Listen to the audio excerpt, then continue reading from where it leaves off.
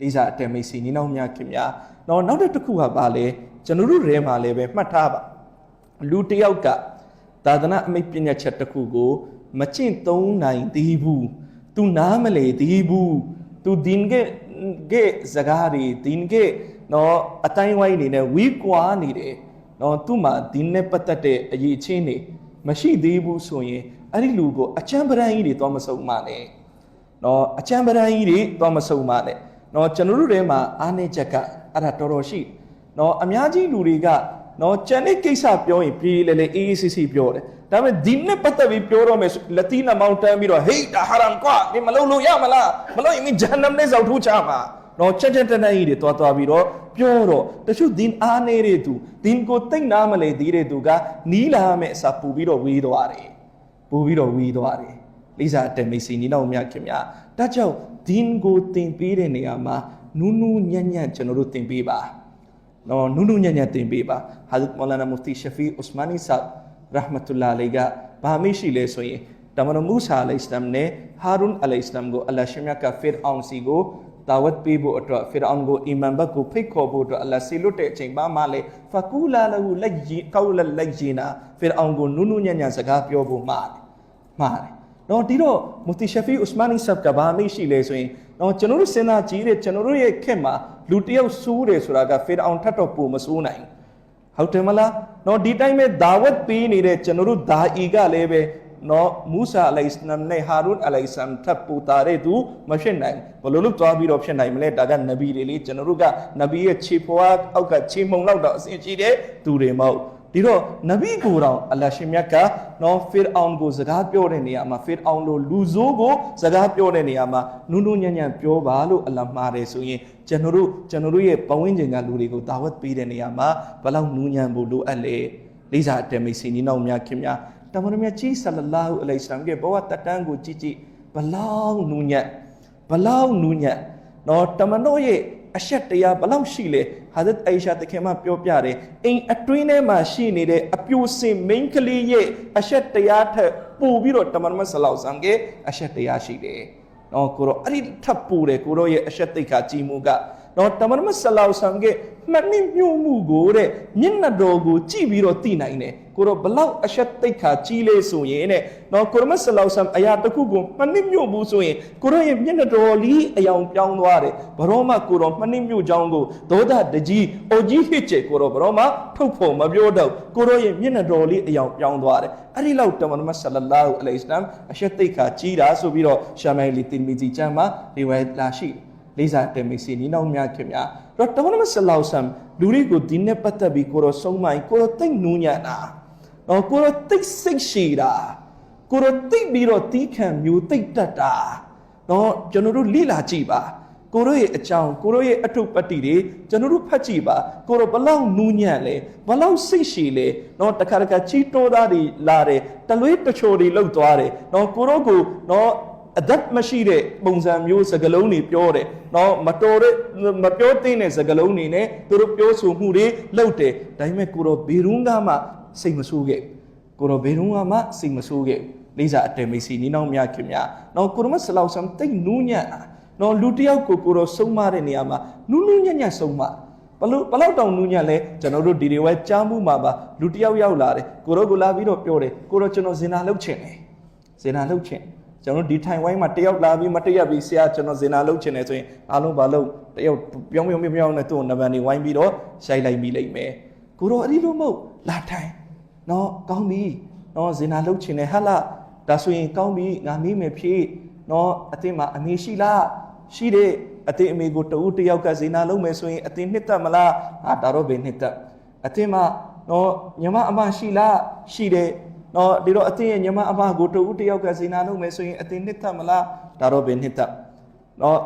အတင်းမှာသမီးရှိလားရှိတယ်အတင်းသမီးကိုတူတယောက်ကဇင်နာလုပ်မယ်ဆိုရင်အတင်းနှစ်သက်မလားဒါတော့ဘယ်နှစ်သက်သူကပြောဒီတော့ကိုရောအမိရှိတယ်ကောင်းပြီအတင်းဇင်နာလုပ်မယ်ဆိုတော့အတင်းဇင်နာလုပ်မယ်မိန်းကလေးကတူတယောက်ကအမေမဖြစ်နိုင်ဘူးလား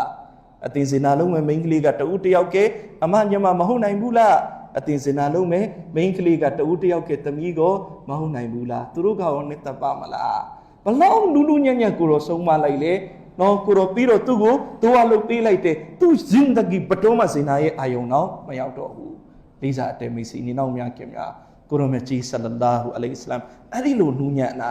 အဲ့ဒီလိုတိမ်မွေ့တာနော်ဒါကြောင့်ကျွန်တော်တို့ဒီနေ့နော်ဒါဝတ်တဘလစ်လုပ်ငန်းကြီးရဲ့အောင်မြင်မှုကအင်မတန်ကြောက်ကမန်းလီလီပဲနော်အလ္လာဟ်ရှိမတ်တခင်ဟာဇတ်ကြီးမော်လာနာအီလီယာစ်ကန်ဒလဝီရာဟ်မတ်တူလာအလိုင်ကိုအလ္လာဟ်ဒီလိုအလုပ်ယူတဲ့နော်ဒါဝတ်တဘလစ်ရဲ့အကြောင်းခံတဲ့လူပေါင်းများစွာဘဝတွေပြောင်းလဲသွားတယ်အယက်သမားတွေအယက်ပြတ်ကုန်တယ်ဘီနမာစီတွေပလီရောက်လာတယ်နော်ဒီတော့အများကြီးဒီမရှိတဲ့အိမ်တွေလုံးဝဒီရှိပြီးတော့နော်ဒီကသားကောင်းသမီးကောင်းတွေကိုပြန်မွေးထုတ်ပေးတဲ့အိမ်အဖြစ်နဲ့ပြောင်းသွားတယ်ဒီဒါဝတ်လုပ်ငန်းရဲ့အကြောင်းခံအင်တာမတ်ကိုပဲအလ္လာဟ်ရှင်ကြီးကြီးမားမားကြည်ကြည်ပြတ်ပြတ်အလ္လာဟ်အလုပ်ယူထားတယ်ဟာဇတ်မနာမစီတကီဥစမာနီဆပ်ပြောပြတယ်နော်ကဘာရဲ့ဘေးအစွန်ဖျားရောက်မဆိုရောက်သွားကြည့်ဒါဝတ်တဘလစ်ရဲ့ချိုးပန်းမှုဘာဖြစ်နေလဲရှိနေတယ်နော်အင်မတန်ကြီးမားတဲ့နော်အလတ်ရဲ့လက်ခံမှုကိုရရှိထားတဲ့လှုပ်ရှားမှုချိုးပန်းမှုကြီးဖြစ်ဒီတော့ဟာဇတ်ကြီးမော်လာနာအီလီယာစ်ရာဟ်မတ်တူလာအလိုင်ကနော်ဒါကကျွန်တော်တို့စဉ်းစားကြည့်ဒီလောက်လူပေါင်းတန်းနဲ့ချီတဲ့လူတွေဒီနေ့ကမ္ဘာပေါ်မှာ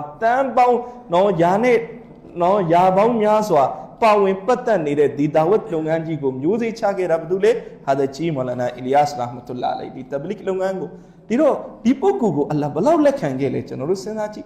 ်ဒီတော့ဟာဇတ်ကြီးမော်လာနာအီလီယာစ်ရာဟ်မတ်တူလာအလိုင်နော်ဒါတကယ်ဒါအီကြီးနော်ဒါပေမဲ့ဒါဝတ်ပေးတဲ့နေရာမှာတိတ်နူးညံ့တာတိတ်နူးညံ့နော်တခါလူတယောက်ကိုတခါဟာဇတ်ကြီးကနော်ဒါဝတ်ကစကားတွေဒင်းကစကားတွေပြောနေတာပြောရင်နဲ့နည်းနည်းစကားအရှိန်တက်လာတော့သူ့ရဲ့ပခုံးကိုလက်နဲ့ကင်လိုက်တာဒီတော့အဲ့ဒီလူကစိတ်ဆိုးပြီးတော့နော်ကျွန်တော်ပခုံးကိုလက်နဲ့မကင်နဲ့ကျွန်တော်မကြိုက်ဘူးတဲ့အဲ့ဒီလိုပြောတော့ဟာဇတ်မလာအီယာစ်ရာဟ်မတ်တူလာအလိုင်ကချက်ချင်းသူ့ကိုတောင်းပန်တယ်ခင်ဗျားပခုံးကင်တာခင်ဗျားစိတ်ဆိုးရတယ်ကျွန်တော်ခင်ဗျားကို6ရောက်ကင်ပေးရသေးဒါပေမဲ့ကျွန်တော်ပြောတဲ့စကားကိုတော့ဆုံးအောင်မလုပ်ပေးသွားပါနားထောင်ပေးသွားပါလေးစားတယ်မီစီနေနောက်များခင်ဗျာဟာဇတ်ကြီးမော်လာနာအီလီယာစ်ရာဟ်မတ်တူလာအလိုင်စီမှာ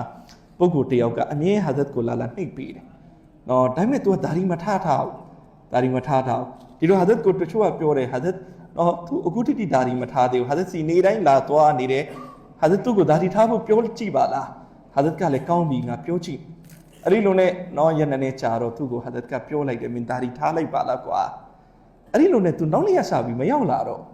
ဟာဇတ်တော်ဖီကင်ဖြစ်သွားတယ်တော်စိတ်မကောင်းဖြစ်သွားတယ်နော်ဟာဇတ်ကိုအပြစ်တင်တယ်နော်ငါဒေဦးမပူခင်သွားပြီးတော့ငါနော်ဂျပါတီကိုတင်မိသွားတာအမှန်တကယ်နည်းနည်းလေးစောင့်ပြီးမှသူ့ကိုပြောတဲ့နော်နောက်ဆုံး तू မရောက်လာတော့ဟာဇတ်ဘာလုပ်လဲ तू အိမ်လိုက်သွားတယ်သူ့ကိုမာဖီတောင်းတယ်ခင်ဗျားကိုကျွန်တော်နော်အဲ့ဒီစကားပြောဖို့အချိန်မရောက်သေးဘူးကျွန်တော်ပြောမိသွားတယ်နော်ဒီတော့ဟိုပုဂ္ဂိုလ်မျက်ရည်ကျတယ်ဟာဇတ်ကမှန်တဲ့စကားပြောပြီးကျွန်တော်ဘာလို့မာဖီတောင်းအောင်မလဲကျွန်တော်ဆုံးဖြတ်လိုက်ပြီးကျွန်တော်ဒါဒီအခုပဲထားတော့မယ်လေးစားတယ်မိတ်ဆွေညီနောင်များခင်ဗျာနော်တက်ကြောင့်ဒီကိစ္စစကားကိုနုံညံ့ပြောနော်ရှိကသူကိုနော်သူဒီမရှိရခေါင်းလားဆိုပြီးသူ့ကိုအပြစ်မတင်နဲ့ကိုအပြစ်တင်နော်ငါသူ့ကိုဒီမပြောပြနိုင်တာမပြောပြနိုင်သေးတာမပြောပြပြစ်တာအဲ့ဒါငါအပြစ်သူ့အပြစ်မဟုတ်ဟာဇတ်ကြီးမော်လာနာအီလီယာစ်ရာဟ်မတ်တူလာအလိုင်တကယ်ပဲအဲ့ဒီလိုခံယူခဲ့တခါကနော်မီဝတ်မှာသွားနေရင်းနဲ့ရုပ်ရှင်ရုံတရုံအရှိမလူတွေကြိတ်တူနော်အဲ့ဒီလူတွေကရုပ်ရှင်ကြည့်ဖို့တန်းစီနေတာမွတ်ဆလမန်တွေဒီတော့ဟာဇတ်ကဘေးနာကတယောက်ကဟာဇတ်ကိုပြောတယ်မွတ်ဆလမန်တွေတော်တော်ပျက်စီးသွားမွတ်ဆလမန်တွေတော်ပျက်စီးသွားနော်ဘာဖြစ်လို့လဲဒီမှာကြည့်လေပလီကြတော့မသွားဘူးပလီမှာနမတ်အချိန်ကျရင်လူမရှိဘူးရုပ်ရှင်ရုံမှာကြက်တန်းစီနေတာဒီတော့ဟာဇတ်ကပြောတယ်နော်သူတို့ကိုအပြစ်မတင်နဲ့တဲ့နော်သူတို့ဘလို့မဆိုသူတို့မွတ်ဆလမန်တွေသူတို့နှလုံးသားထဲမှာအီမန်ရှိတယ်နော်အပြစ်တင်ရမှာငါတို့ကိုအပြစ်တင်အဲ့ဒီရုပ်ရှင်ရုံမှာတန်းစီနေတဲ့မွတ်ဆလမန်တွေကိုပလီရောက်အောင်မခေါ်သွားပေးနိုင်တဲ့ငါတို့တွေမှာအပြစ်ရှိတာလေးစားအတဲမိတ်ဆွေညီနောင်များခင်ဗျာဒီအတွက်ကြောင့်ကိုပဝင်းချင်းမှာကိုဘီမှာမိန်းလေးတယောက်ကပရဒါမရှိဘူးပရဒါနဲ့မနေထိုင်ဘူးသူ့မှာတော့အဆက်တရားတွေကင်းမဲ့နေတယ်ဆိုရင်သူ့ကိုအပြစ်မတင်နဲ့ကိုအပြစ်တင်ငါသူ့ကိုဘာဖြစ်လို့ဒါနဲ့ပတ်သက်ပြီးမစည်းရုံးနိုင်ရတာလဲငါသူ့ကိုဘာဖြစ်လို့ပရဒါရဲ့အရေးကြီးမှုတွေမတင်ပြနိုင်ရတာလဲမပြောပြနိုင်ရတာလဲဒီတော့ငါမှပြောပြဖို့တောင်းဝန်ရှိတာဒီတော့ तू မလိုက်နာနိုင်သေးတာမလိုက်နာတာဒါသူ့အပြစ်နောက်မှအရင်ငါအပြစ်ငါသူ့ကိုဘာမှမပြောပြရသေးဘူးငါသူ့ကိုဒါနဲ့ပတ်သက်ပြီးဒါဝက်မပေးရသေးဘူးငါသူ့ကိုဒါနဲ့ပတ်သက်ပြီးမစည်းရုံးရသေးဘူးငါသူ့ကိုဒါနဲ့ပတ်သက်ပြီးမတိုက်တွန်းရသေးဘူး ကိုအပြစ်အရင်တင်နော်ဒါကြောင့်ကျွန်တော်တို့နော်ဂုဏ်ကတယောက်ယောက်ကိုတွေ့တိုင်းနော်သူ့ကိုကြီးပဲစွတ်အပြစ်တင်ဖို့လိုက်မနေနဲ့နော်ကိုအပြစ်တင်ငါသူ့ကိုဒါနဲ့ပတ်သက်ပြီးငါဒါဝတ်မပေးနိုင်လို့ငါမပြောပြနိုင်သေးလို့သူ့ရဲ့နားတဲ့အယောက်နော်သူ့အိမ်အယောက်သူ့နားအယောက်ဒီနကစကားတွေငါသွားပြီးမပုတ်ပေးနိုင်သေးလို့သူဘာဖြစ်နေတာလဲဒီနဲ့ဝေးကွာနေတာလေးစားတယ်မိတ်ဆွေညီနောင်များခင်များနော်ကျွန်တော်တို့ဒီနေ့နော်ဥမာဖြစ်လိုင်းဘော်တွေဘာတွေမှာမိန်းကလေးတယောက်ကတော်တော်လေးဆူဆူရွရွကိစ္စတစ်ခုခုလှုပ်လိုက်တယ်ယောက်ျားလေးတယောက်ကတော်တော်လေးဆူဆူရွရွနော်ကိစ္စတစ်ခုလှုပ်လိုက်တယ်ဒီနဲ့ပတ်သက်ပြီးအင်မတန်စန့်ကျင်တဲ့အလုပ်ကြီးတစ်ခုလှုပ်လိုက်တယ်ဆိုရင်နော်တချို့တွေကသောသားတွေအင်မတန်ထွက်တာနော်ဘာဖြစ်လို့ဒီလိုလုပ်ရတာလဲနော်သောသားတွေထွက်ပြီးဝင်ဝက် says ကိုနော်ဒီလိုဒီမရှိတဲ့သူဒီမရှိတဲ့လှုပ်လိုက်တာကိုကျွန်တော်တို့ဒီရှိတဲ့သူကနော်သောသားတွေထွက်ပြီးကျွန်တော်တို့ကတွတ်ဆဲတော့ကျွန်တော်တို့ကဒီမရှိတဲ့အလုတ်ထဲကိုရောက်သွားတာမဟုတ်ဘူးလားလေးစားတယ်မိတ်ဆွေညီနောင်များခင်များနော်ဒီတော့ဒေါသတွေနောက်မှထွက်ပါနော်ဒေါသတွေကိုခဏထားတာအရင်ကျွန်တော်တို့ဗာစဉ်းစားရမလဲနော်သူဒီလှုပ်လိုက်တာဘာအတွက်သူလှုပ်တာလဲသူတကယ်ပဲဒီကိုနားမလဲလို့လားနော်ဒီကိုသဘောမပေါက်လို့လားနှုတ်မဆိုရင်သဘောပေါက်ပြီးမဲ့လည်းပဲသူ့မှာမလိုက်နာနိုင်သေးတာဘာအကြောင်းနေရှိလို့လဲအဲ့ဒါဒီကိုအရင်တွေးပြီးသူ့ရဲ့အစ္စလာသူ့ကိုပြုပြင်နိုင်ဖို့ဘာလို့အရင်ဆုံးကြိုးစားလေးစားတယ်မိတ်ဆွေညီနောင်များခင်များသူ့ကိုအရင်ချိုးတာနော်ကျွန်တော်အရင်ဒေါသဤပဲထွက်မယ်အရင်သူ့ကိုဝိုင်းပြီးတော့ဆဲမယ်အရင်သူ့ကိုဝိုင်းပြီးတော့ဘေးအဇက်တုံမယ်ဆိုရင်အဲ့ဒီသူကဘလို့လို့ဒီနကလမ်းကြောင်းပေါ်ပြန်ပြီးတော့ရောက်လာနိုင်ပါလေနော်တချို့ကမဟုတ်ကျွန်တော်တို့အဲ့ဒီလိုလှုပ်လိုက်လို့နော်သူပြန်ပြီးတော့ကုတ်သွားတယ်အဲ့ဒါကသူကြောက်ပြီးကုတ်သွားတာသူနှလုံးသားထဲမှာဒီနကိုနားလေပြီးတော့နော်သူဒါကိုတောင်းပန်လိုက်တာမဟုတ်သူကြောက်ပြီးအားလုံးဝိုင်းတိုက်ကြိုက်နေလို့ကြောက်ပြီးတော့သူဘာလုပ်လိုက်တာလဲတောင်းပန်လိုက်တာလေးစားတယ်မိတ်ဆွေညီနောင်များခင်များဒီတော့ကျွန်တော်ဘာဒတ်မူတီဒီဆပ်တာမတ်ဘာကာတုမ်ကျွန်တော်အပါနဲ့အနေနီးတဲ့တပည့်တွေဆိုရင်ဦးနာမူတီအမတ်ဆပ်လည်းပြောပြတယ်ကျွန်တော်ဘာတော်နူးညံ့တော့ကျောင်းမှာကျောင်းသားတယောက်ထုတ်ဖို့ဆိုရင်လည်းတတ်တော်စင်းတာကျွန်တော်တို့ကတစ်ခါကြာရင်ကျောင်းသားတယောက်အပြစ်လုပ်တာနဲ့တန်းပြီးကျွန်တော်တို့ကထုတ်ချက်ဒီတော့ကျွန်တော်ဘာပြောတယ်နော်ဘာလို့ထုတ်မှာလဲကျွန်တော်တို့ပြောတယ်ဒီကျောင်းသားစူးတယ်နော်ကျွန်တော်ဘာပြောတယ်စူးလို့လည်းပဲသူကျောင်းရောက်လာတာလေငါတို့ကျောင်းရဲ့တောင်းကစူးတဲ့သူကိုလိမ်မအောင်လုပ်ပေးရမှာငါတို့တောင်းတော့ငါတို့စိုးတိုင်းကြောင်းနေလိုက်ထုတ်နေရမှာမဟုတ်စိုးတဲ့သူကိုဘေနီးနဲ့ပြုပြင်ပြီးလိမ်မာအောင်လုပ်ပေးနိုင်မလဲအဲ့ဒါကိုလုပ်ပေးရမှာငါတို့ရဲ့တောင်းဝန်လေးလေးစားတယ်မိတ်ဆွေညီနောင်များခင်များနော်ဒီအတွက်ကြောင့်ကျွန်တော်တို့ကနော်ဘသူဒီမရှိဘူးလေဘသူဒီနဲ့ပတ်သက်ပြီးနားမလဲဘူးလေနော်သူတို့ကိုကျွန်တော်တို့ဒေါသတကြီးတွေနဲ့မဆက်ဆံပါနဲ့သူတို့ကိုကျွန်တော်တို့ကဘလို့သဘောထားမလဲဘလို့သဘောထားမလဲဆိုရင်ယောဂဖြစ်နေတဲ့သူနော်လူတယောက်ဦးဒီထိုင်ဝိုင်းထဲမှာတယောက်အဖျားတွေချစ်တောက်ပူးနေတယ်ဆိုရင်တော့နေမကောင်းဖြစ်ရလားဆိုပြီးနေကောင်းနေတဲ့သူကဝိုင်းဝန်းပြီးတော့သူ့ကိုခြေထောက်တင်နဲ့ဝိုင်းကန်ပါလားမဟုတ်ဘူးလေတော့နေကောင်းနေတဲ့သူကနေမကောင်းတဲ့သူကိုဘာလုပ်မှလဲကဲလုံပါဂယုဆိုင်ပါဝိုင်းပြီးပြုစုပါတော့တယောက်နေမကောင်းအခုဒီမဂျလစ်မှာဒီထိုင်ဝိုင်းမှာတရားနာထောင်နေနဲ့တယောက်ယောက်ရုတ်တရက်သတိမိသွားတယ်ရုတ်တရက်ခန္ဓာကိုယ်မှာအဖျားတွေတက်လာတယ်ရုတ်တရက်ထအန်နေဆိုရင်ဘေးကလူတွေဘယ်သူမှဝိုင်းထိုးဖို့သွားမှာမဟုတ်ဘူးအားလုံးသူ့ကိုဝိုင်းပြီးကြိုးတွေနှိပ်ပေးမယ်တော့သူ့ကိုဝိုင်းပြီးတော့ပြုစုမယ်နှိပ်နေပေးမယ်တော့သူ့ကိုဝိုင်းပြီးတော့ချီပြီးတော့လမ်းမလျှောက်နိုင်မပြီးတော့သူ့ကိုဆေးရုံခေါ်သွားမယ်ဟုတ်တယ်မလားတော့နေမကောင်းတဲ့သူအပေါ်မှာကျွန်တော်တို့နေကောင်းတဲ့သူတွေကဘာလို့ကလဲဂယုစိုက်ကြတယ်တော့ကျင်နာမှုတွေပြီးပြီးတော့သူ့ကိုဝိုင်းဝန်းပြီးတော့နေကောင်းအောင်စောင့်ရှောက်ပေးရတယ်အဲ့ဒီအတိုင်းပဲနော်ဒီနဲ့ပတ်သက်ပြီးအားနေနေတဲ့သူလည်းနေမကောင်းတဲ့သူပဲဒီနဲ့ပတ်သက်ပြီးနော်နားမလဲတဲ့သူလည်းနေမကောင်းတဲ့သူပဲကျွန်တော်တို့နားလေတဲ့သူဒီနဲ့ပတ်သက်ပြီးနားလေတဲ့သူတွေကသူ့ကိုဝိုင်းဝန်းပြီးတော့ဂယုစိုက်လိုက်စောင့်ရှောက်လိုက်နော်သူ့ကိုဝိုင်းဝန်းပြီးတော့သူ့ကိုကဲလှုပ်လိုက်နော်အင်ရှာလာသူနော်တိတ်မချခင်သူလည်းပဲကျွန်တော်တို့လိုတင်ရှိသွားလိမ့်မယ်ဟုတ်တယ်မလားလေးစားတယ်မိတ်ဆွေညီနောင်များခင်များဒီတော့တကယ့်ဒါအီအစ်စ်တွေဟာဒဂျီမောလနာအီလီယာစ်ရာဟ်မတ်တူလာအလိုင်ရဲ့ဘဝတတန်ပတ်ကြည့်နော်ဟာဒဂျီရဲ့ဒါဝတ်के तरीकाအဲ့ဒီပုံစံပဲဟာဒဂျီမောလနာယူဆုဖ်ရာဟ်မတ်တူလာအလိုင်ရဲ့ဘဝတတန်အကြောင်းကျွန်တော်တို့ဖတ်ကြည့်နော်တခါကဂူဂျရတ်မှာမွတ်စလင်အိမ်တွေဖျက်ဆီးခံရတယ်နော်မွတ်စလမန်တွေအသက်ဖြတ်ခံရတယ်အဲ့ဒီသတင်းရောက်တဲ့အခါကျတော့နော်လူတယောက်ကဟာဒဂျီကိုလာပြောပြတယ်ဟာဒဂျီမောလနာယူဆုဖ်ရာဟ်မတ်တူလာအလိုင်ဒုတိယဟာဇရတ်ဂျီလာပြောပြတော့ဟာဒဂျီမလိုင်ယူဆုရာမတ်တူလာလေးကချက်ချင်းလက်ဖြတ်ပြီးငိုတာယာအလ္လာယူဆုဖ်ကဂုဏာရီကြောင့်မွတ်စလမန်တွေဒုက္ခရောက်နေတယ်။ဘာပြောလဲ ယူဆုဖ်ကဂုဏတွေကြောင့်မွတ်စလမန်တွေနော်အခုလိုဒုက္ခရောက်လာတာကျွန်တော်တို့သာဆိုရင်နော်လက်ညှိုးတွေထိုးထိုးပြီးအပြစ်တင်မယ်ဟာသူတို့တွေလေနော်သူတို့ဂုဏတွေလှုပ်လို့သူတို့အခုအလိုက်ရဲ့အရေးယူမှုကိုကန်နေရတာသူတို့ဆိုပြီးကျွန်တော်တို့လက်ညှိုးထိုးမယ်ဒါပေမဲ့တကိဒါအီကြီးတွေဟာဇကြီးမလာနာယူဆုဖ်ရာဟ်မတ်တူလာလေချက်ချင်းပါပြောလေငါဂုဏကြောင့်မွတ်စလမန်တွေပါပြစ်နေတာလေဒုက္ခရောက်နေတာလိစားတင်မီစီနီနောင်များခင်များနော်တက်ကြောင့်နော်ကိုကျွန်တော်တို့ကြည်ပါနော်တခြားသူတွေကိုလိုက်ပြီးတော့နော်တခြားသူတွေကကောင်းခြင်းကိုကြည်ကိုယ့်ရဲ့မကောင်းခြင်းကိုကြည်နော်လူတစ်ယောက်ကအဲ့ဒါဆိုရင်ဘဝတိတ်တန်ဖို့ရှိသွားနော်ကျွန်တော်တို့ကကိုကြတော့ငါဘလို့ကောင်းတာငါဘလို့တော်တာငါဘလို့မာနမရှိတာငါဘလို့ယူကျိုးတာငါကဘလို့နော်လောဘနေတာနော်ငါကဘလို့သူတော်စင်ကိုကြတော့အကောင်းကြီးတက်သူများကိုကြတော့ तू ကဘလို့မကောင်းတာသူများကြတော့မကောင်းကြီးတက်အဲ့ဒီလိုမလုပ်ရနော်အတက်နိုင်ဆုံးကိုမကောင်းတာတွေကိုကိုရှာငါမှဒီအကျင့်ရှိတ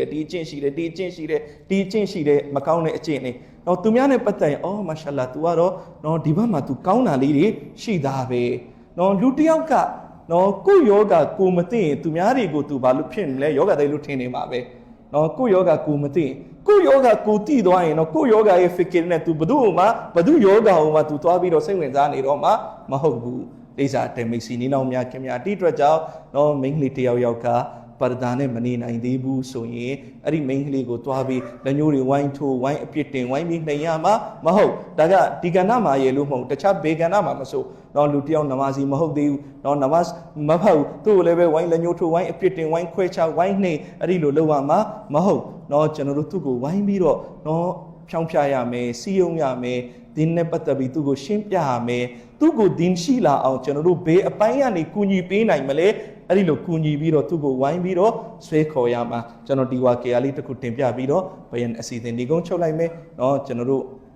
စင်နာကြီးလေးထိုးနေပြီးကျွန်တော်လည်းပဲထင်တယ်တနာကြီးခွဲလောက်ရှိပြီးเนาะဘယန်ပြောနေတာဆိုတော့ဒီတော့ကျွန်တော်ဒီလောက်နဲ့ဒီကုန်းချုပ်လိုက်ဘယန်ဆိုတာကလည်းပဲမှတ်သားနိုင်တဲ့လောက်အတိုင်းတာကောင်းတယ်